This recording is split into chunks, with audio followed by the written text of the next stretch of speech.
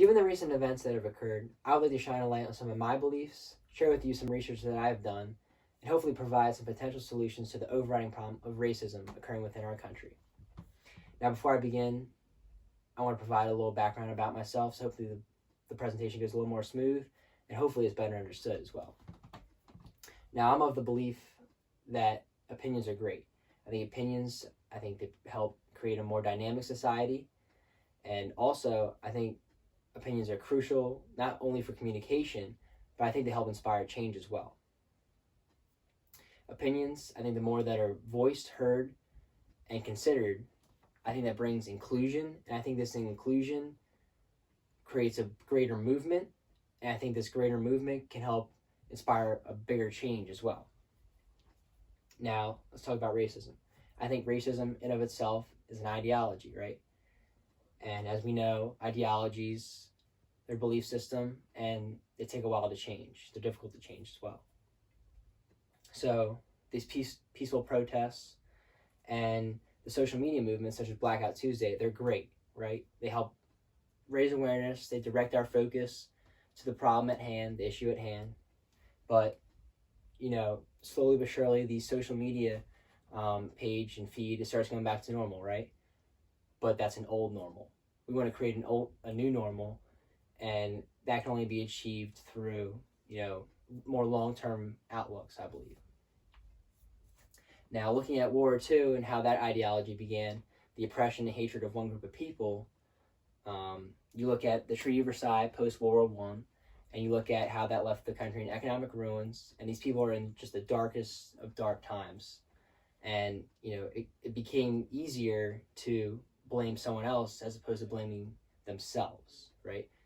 It's not my fault, it's got to be theirs. So this oppression and hatred began, and that actually, it gained traction, and that ideal became more popular and led to the rise of that ideology. Now you look at post-World War II, you would think that the defeat of Germany and all the legislation that was passed, you would think that the ideology is wiped, right? Well, that's wrong. Fast forward 70, 80 years later, in 2017, 93 seats in Parliament were actually became right-wing, the far right-wing party reminiscent of the darker times in Germany. So the reemergence of that far right-wing party, that shows that deep-rooted hatred, and never actually went away, right? It was actually still there. No long-term outlook or anything was considered. It was just thought that the ideology was gone, when in reality that hatred was still there. So how do you avoid that cycling over here with the racism aspect?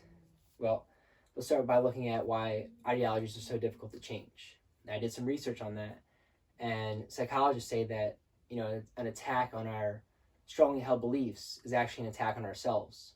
So, and I didn't know this, but the brain actually is built to defend the self, right? So anything that contradicts what we believe, the brain counters that, and it's like a blocker, right? You either ignore it or you overlook it to try to maintain your core beliefs. So that's why ideologies are so difficult to change. You look at the LA riots, the 1990s. I actually watched a documentary on it, how the LA riots changed everything and how they changed nothing, right? And that's the truth. You look at the city, it changed the city, right? The LA riots, it changed it forever.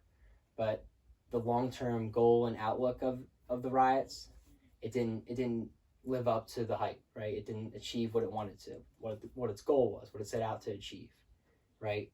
Because now you look at today, what's happening, we're back in that same cycle. We're protesting, and that's 20, 30 years later.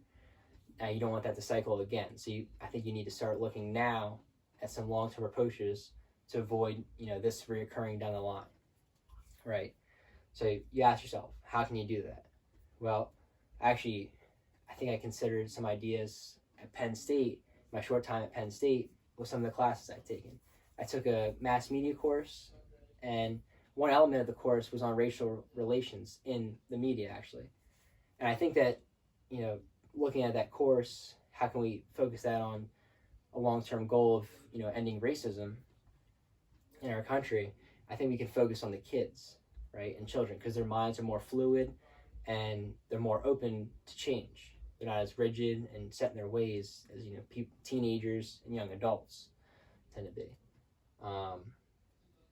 Also, they consume a lot of media, a lot of television, cartoons, a lot of consumption of media is going on in those young ages, right?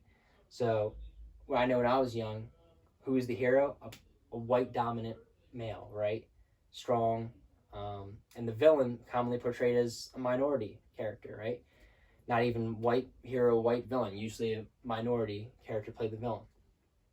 So I know they're starting to change that now, but you can further that along. Don't make it forced, but you want to start changing that along to change the mindset of these kids and hopefully build up better generations. So that could be a more long-term approach of ending racism, right?